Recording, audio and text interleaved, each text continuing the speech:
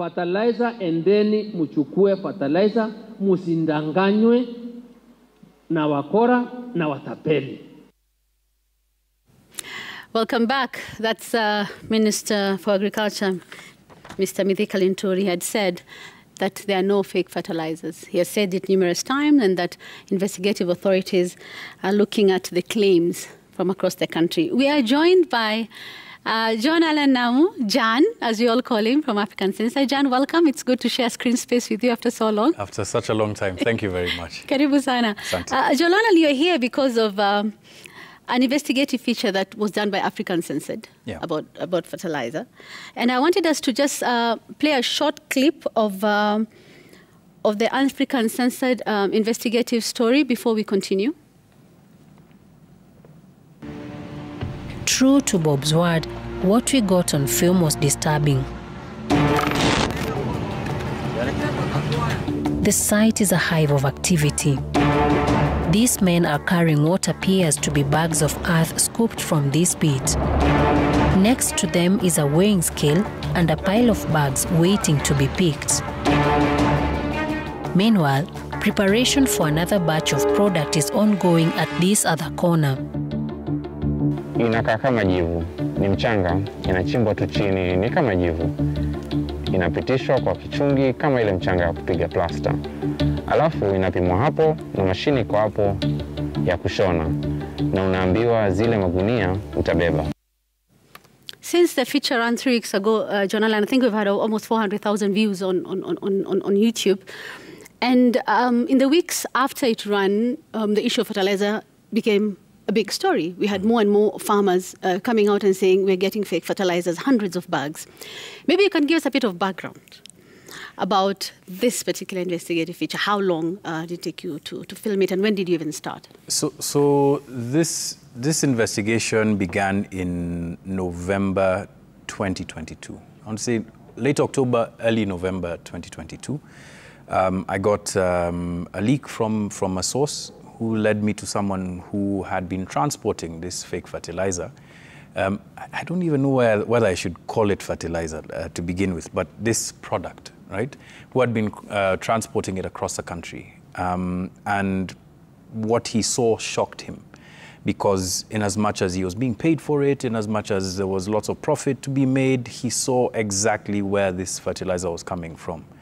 And it was going as far as, you know, Uasin Gishu County, it went to Kitui County, it went to different parts of the country. So once we heard this story, we thought, this is incredible. I mean, how could this have happened without there being, you know, intelligence agencies, security agencies, etc., who are abreast of this issue? And so we went and we filmed. So the video that you saw was filmed by our people and members of our team. And, you know, first of all, you know, that's a very shocking thing to see. When I saw the footage, I was in disbelief. But the next step, obviously, is to be able to verify whether indeed, you know, this diatomaceous earth might have uses as fertilizer. And so that's what we did. We spent the better part of 2023 collecting samples from at least 3 to 4 other parts of the country from NCPB stores. Took them to 2 separate laboratories. There's a laboratory at Egerton University as well as a private laboratory, just for us to be able to verify whether the results we were seeing were the same, and those results came out the same. After the investigation ran, the Kenya Bureau of Standards, who we had given our right of response questions in January, came out, I think, maybe 3 or 4 days, 2 days actually, before the documentary ran, when they saw our trailer, and said that they'd actually also conducted their own tests on 59 samples, and they tallied with what we had found. So there's a body of scientific evidence that speaks to that particular fertilizer. What's happened since is that it's opened a Pandora's box, so to speak, where farmers who had been suspicious of other fertilizer brands were then now going and actually thinking, you know what, let me check mine, let me test mine. And this is what you see today, which to me speaks to a much deeper, much more long-running issue with counterfeits, with fake products being pushed onto the public, either at the expense of the government or with some government authorities, government agencies, taking part in this whole thing. And the farmer is none the wiser, and the farmer loses. I think all of us come in some way, shape or form from farming communities. You know what it means when someone loses a harvest. It's like you working for NEWSGANG this entire year, and then your boss tells you, oh, by the way, mshahara, there's no salary to be earned. But this is far more insidious, far more serious. And this is why I think there's been so much anger about this issue, because every right-thinking Kenyan appreciates just how deep and how menacing this issue can be and what it means to every family that puts food on its table. John Allen, when you talk about farmers and the effects that it has on them, we had some farmers here in studio 2 days ago from central Kenya. And I want us to listen to Francis Kahianyu and Geoffrey Gishuhi, who speak about this fertilizer that is strange. Ukiangalia iko na fertilizer kidogo, lakini imeongezwa mchanga. Vitu kama zile za trasus. Kumaanisha ya kwamba kitu kama hii huwezi oza hata ikikaa mwaka gapi kwa mchanga. Na fertilizer inatakiwa iishe. So mmea unaendelea kufanya nini? Kukura. Sasa kama hii hata ukiweka kwa maji haiwezi yeyuka. Yani ina remain tu. Inakaa hata ikae siku gapi, hii inabaki ikiwa mawe. Hapo ndipo sasa mimi niliona hii borea sio borea safi. Hayo magunia 10 hiyo fertilizer ama borea inakaa hivi. So wakati nilienda kupanda ilikuwa haingewezekana kwa sababu kawaida huwa ni loose. Unamwagia kwa mitaro ambao umeweka viazi. Lakini sasa hii huwezi mwaga. Ni mpaka uifanye loose na haingewezekana. Pale mimi nikarudi kwa cereal board. Na nikajaribu kuambia manager mwenye pale kwa cereal board kwamba borea ambao mimi mliniusia hapa naona si borea. Kwa maana haiwachani. Yule madam hakutaka kusikia. Aliniambia bora tu ulinunua na ukaenda, hatuwezi chukua tena. So nilijaribu kumweleza hata sitaki muichukue. Mimi nataka tu uone kwamba hii borea ni mbaya. Uone tu na macho. Hata tukifungua gunia 2 ama 1, wewe nataka tu ushuhudie kwamba borea si mzuri. And John Allen, they were paying 1,700 shillings for a 25 kilogram bag of something that test showed was basically mchanga. It was not fertilizer, because I was listening to your feature, and they talk about how they look at the nutrient content. They look at nitrogen, phosphorus, potassium, and calcium, and the levels were so below what the standard should be. But farmers were given this at the NCPB stores. In fact, what a farmer said, one of the farmers and an agronomist who we interviewed for that feature, who my colleague Cynthia Gishiri interviewed for that feature, said that if the levels of nitrogen, phosphorus, and etc. are at 1%, where they're supposed to be 10%, 30%, and 10%, then the soil in his farm might as well be passed off as fertilizer. It sounds funny, right? But that is how serious this issue is. Now, on the NCPB, that NCPB is the main vehicle through which this fertilizer is being distributed. There's 2 things I think that need to be clarified. Number one, on the fertilizer, the fake fertilizer that we investigated, they claim that SBL Innovate and GPC had gone into an agency deal with them as commercial, as a commercial vendor to sell that and use their NCPB stores as a platform, right? And so that's one claim. Obviously, we have our own questions about that. On the farmers that you've just seen, these are the ones that NCPB now claims is, fertilizer under the subsidy program. So what they're trying to do is to disaggregate and and say that the one that you investigated, it's not even under the subsidy program, etc., etc. Now, assuming that were true, right? Because the jury is still out on that issue. Assuming that were true, number one, why were the farmers buying this fertilizer that we investigated through the ERP mezzanine system, right? Number two, as was asked by the chair of the Senate committee who we sat before, how were the proprietors of these companies getting paid if payments were being made to NCPB, right? So is it an agency agreement where you collect on their behalf and then you sell? Because the person's claim, the proprietor's claim is that, yeah, these guys are just giving us a platform to sell. You're selling, you're in business, you're making money. How do you get your money? How do you reclaim your money? There are a number of unanswered questions about this issue. And speaking, let me put my hat as a journalist aside for a moment and say this as a Kenyan. This is not a political issue. Every one of us has a meal, at least one meal in a day. We owe our lives, our livelihoods to farmers. We owe our livelihoods to the people who toil, like those gentlemen that you saw. That this would be so casually treated by people as high up as the cabinet secretary tells you something about the amount of disdain that they have for common folk in this country. These are the people who feed us.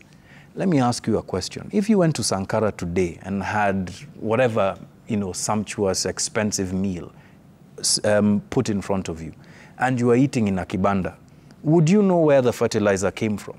You wouldn't. The provenance of our food is really dependent on the credibility of our fertilizer, the processes that our farmers go through.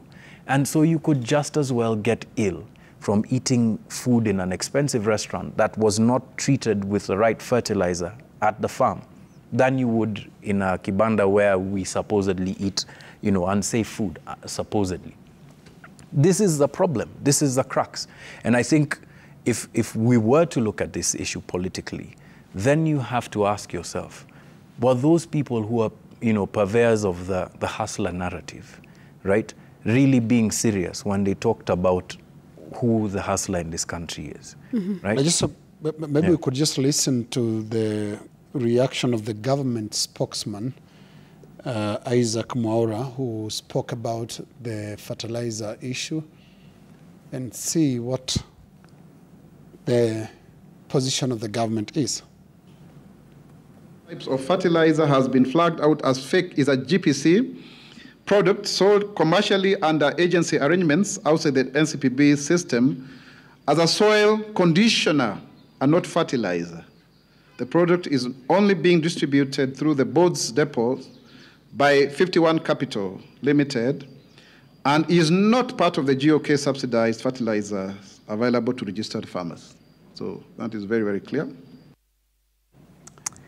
Listen to that. And maybe at this point we should talk about that whole of nation approach that a national government is supposed to be aware of. It doesn't matter. Should it matter where the fertilizer is from?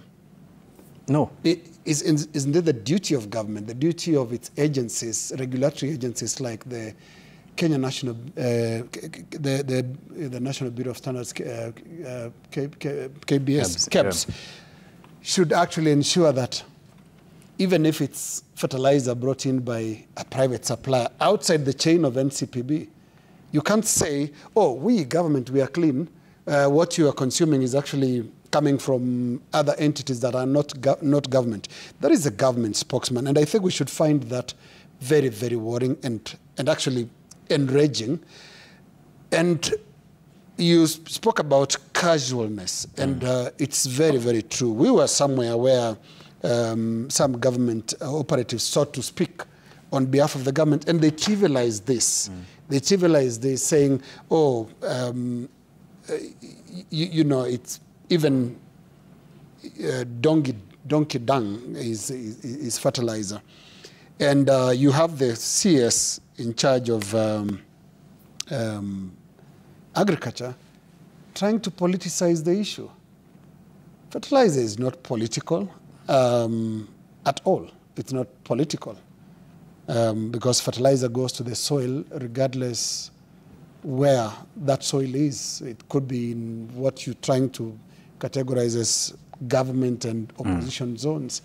It just could end up in the table of at the plate of anybody. Exactly. So this is really, really worrying. And maybe this should come out clearly. This government spokesmen and people who speak on behalf of the government, I think they should sometimes weigh what they say, if not at all times. If it's possible to weigh at all times, it'll be nice. But first of all, you stop this assumption that you are addressing a kindergarten of retards. This is a country of intelligent people. Even the farmers that speak to us here, they know they can differentiate what, they can tell what fertilizer is from what it's not. So stop assuming they are fools. And this is the problem that is really coming out, especially when you see whether it's the CS, the government spokesman, and others. They all speak down at Kenyans. No, you're not intelligent. You don't know what fertilizer looks like. You don't know. You have no idea what it looks like. Oh, by the way, the bad one that is making rounds is not even coming from government. It's somebody else. It's the work of some other forces that we have no control of. It is annoying. It's enraging. It's way below our capacity as a country. We are more intelligent than this. We are more better than this. Whether we are farmers or politicians or anybody, better answers are deserved. This is not a joke. It's not a drill. This is something really, really, really grave for the country. And I think that should really be what we should be hearing from government. Take the issues that you're facing seriously and communicate to people, communicate to the public in a way that is respectful. They're not retards. They're not people that cannot think. Now, the same government is spending a lot of energy, fighting what we are calling illicit brew, that it's killing people. And it's not supplied by the government. It's not coming from NCPB, I'm sure.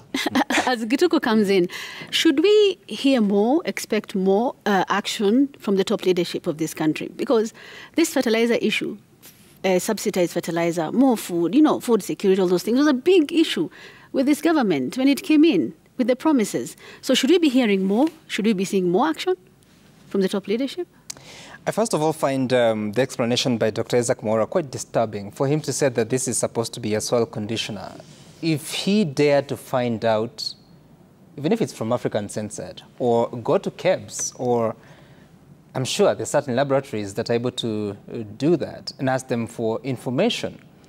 Whatever is contained there and the rates of the elements that are contained there, they are nowhere near what would be a soil conditioner. Secondly, so this conversation has been going on. Nobody from NCPB has found it worth speaking to the people. The only thing we see is from the Cabinet Secretary for Agriculture, Mithika Linturi, writing letters and statements on different platforms on social media, calling on Kenyans that even as you celebrate Easter, go to the nearest NCPB and procure your fertilizer. I mean, as if, assuming that they are not concerned, the entire fraternity of farmers are concerned. And so for the government to continue keeping mum, especially on the side of the NCPB, the president himself has not spoken about this issue. It is quite disturbing. We saw a statement from the Principal Secretary for Agriculture, Kiprono Rono, indicating that they want some fertilizer by Kel Chemical Limited to be investigated. So first of all, he starts by raising questions about it. Then he says that NCPB is going to do the investigation to find out the specifications. Then he says that if it is determined that those specifications do not meet the requirements, then action is going to be taken. Sam, sorry, let me just jump in there and say what a contradiction of terms that is. If the permanent secretary is saying that the NCPB should investigate, right? NCPB, when responding to us, says that it had no mandate to investigate the provenance of the fertilizer that is in its stores. The statements are there, and they're there online. They say they shift that to KEBS. KEBS has already come out and said what it said about that particular fertilizer, and they also have a mandate to investigate. So my real and very deep concern with this issue is that it is being handled as a PR disaster, not a food security disaster, which is what it is, right? And public relations are one thing. But you cannot public relations your way out of something as serious as a food security crisis. We have been blessed with good rains. We have great soil. If we are to believe the same Ministry of Agriculture, uptake of fertilizer has gone up by, what were they saying? Was it 200,000 bags or something in that order? Then it means that we are primed to have the best kind of harvest over a long period of time and then further bolster our food security. But if people are speaking at cross purposes at the CS level, at the PS level, at KEBS, at NCPB, the real question we should be asking ourselves is what is the standard of trust that we should have in public institutions who are continuously speaking at cross purposes with one another. Jan, you talk about trust. And in charge of regulation, you speak of a food security disaster and what else did you call it? Also a PR disaster. It's more than that. This is a moral disaster. Because we are talking of something that is plainly evil. And I think the NCCK team also spoke about it. It's an ethical issue. Are you actually saying it is okay for something that fake to circulate? I think the first fail is that of moral. We are being plain evil.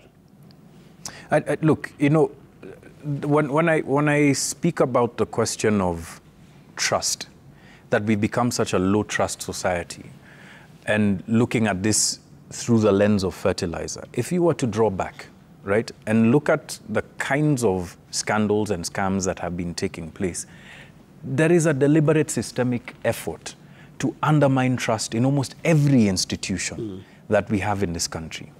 2018 to 2020, we had some of the worst cases of money laundering and money faking and gold faking in this country. You know, the CBK has a surveillance unit, you know, for the kind of currency that we have. That was directly, you know, impacting the confidence that investors have in our currency, right? We are now talking about food security through fertilizer. We have Kenyans asking questions about the quality, the veracity, the provenance of our food. You know, governments think that they are held together by laws, by force, by everything. Governments are held together by the trust that people put in them. True. Once that trust erodes, then there is no person that will be able to stand up and say that I am trustworthy enough for me to lead you, right? We will have rulers who are rulers of the ashes. And I'm not trying to be a harbinger of doom or anything, but I'd wish that we take this seriously enough and look, even if it's not for us, but for future generations, who are they going to rule over if nobody trusts the government that they're supposed to vote for? This is not a Kenya Kwanza issue. This is a continuum of things that are now building up to this kind of level. And if we are taking things as serious as the food that lands on our table so trivially, then what else is sacred? What is sacred in this country? That for me is my prayer tonight. That whether you believe us, scientific evidence be damned, whether you believe Africa Uncensored or the people on this panel, whether you think whoever is on your side and whoever is not, at the end of the day, you are going to have to eat something. And that something comes from a farm that was, you know, that is in this country. This is what we should be addressing ourselves to. So they can call us what we want. They can call us names, but take the issue seriously. Yeah. You know, and give us a solution, give answers. Now, I really feel uncomfortable, I have to say, that I even have to come and speak about these things in this way, almost speaking out of turn, because you know, I know that you guys might relate. It's very uncomfortable for a journalist to have to come and speak about issues in the way that I am. By the way, how did it feel to be in front of the parliament? The Senate. Like a fish out of water. Honestly, I was incredibly uncomfortable. I was, because that's not my place. I thought that our journalism would But it's also carry the not day. like they don't know.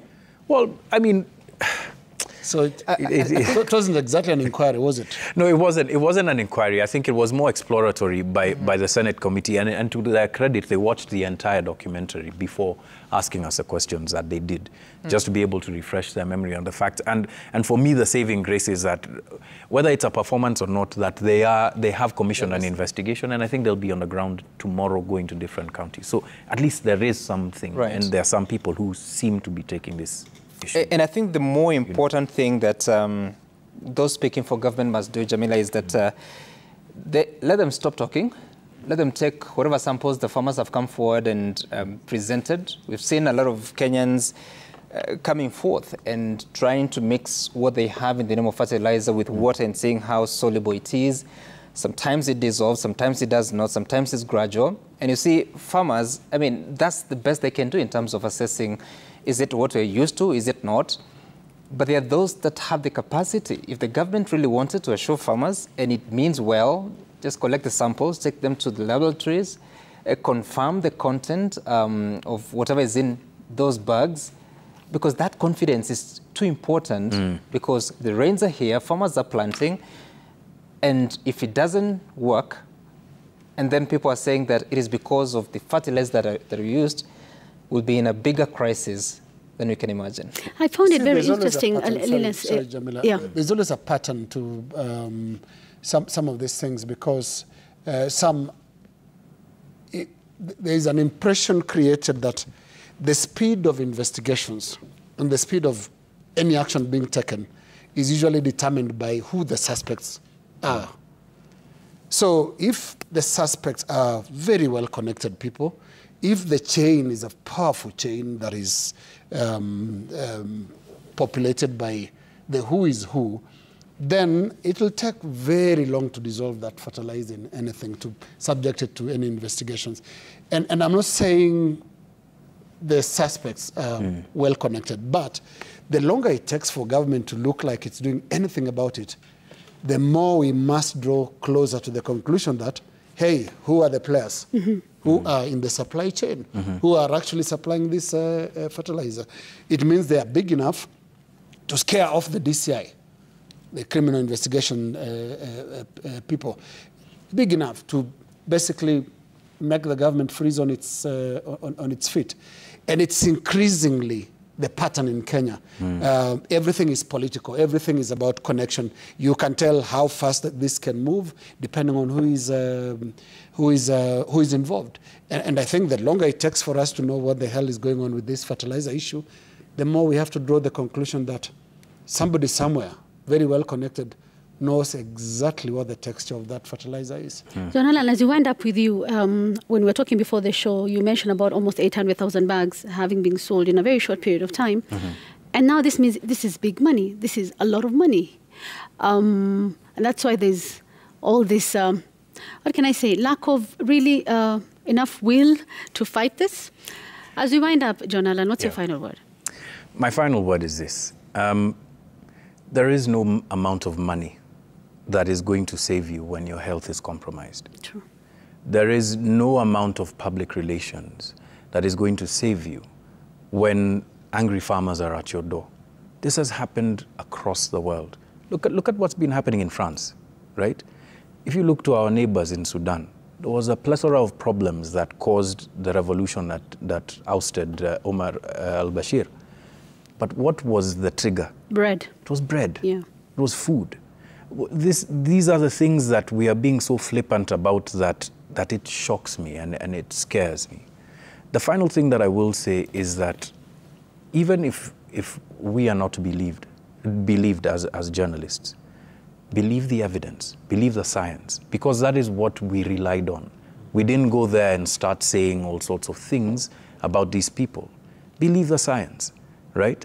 Now, what you do with the science beyond that is up to you.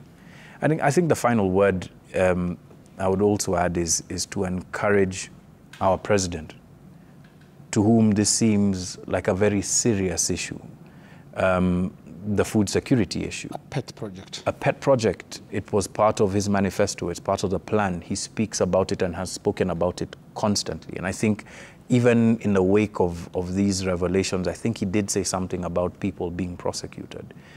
This, unfortunately, is one of those things that is going to have to wind up at his doorstep. I mentioned to the Senate committee that there are people who try to stop us from running this story. Those people are not the president. They are beneath him. Now, he has the mandate to speak about it, at least from a political point of view. And because we know how this country works, get the agencies that are supposed to act. At the end of the day, John Allen Namu can be forgotten, African Censored can be forgotten, but the security of this country is paramount. And that is what we should all be focused on. Not the sideshows, not the insults, not the public relations, the security of this country. Now, you know, like we've been saying constantly on this panel, it is not a political issue. That food winds up on the president's table, same way as it winds up on his employee's table. So I'll leave it at that. The food does not chagua. John Allen, we won't forget you. Thank you for coming on NewsGang. I think this will be the first of many such visits.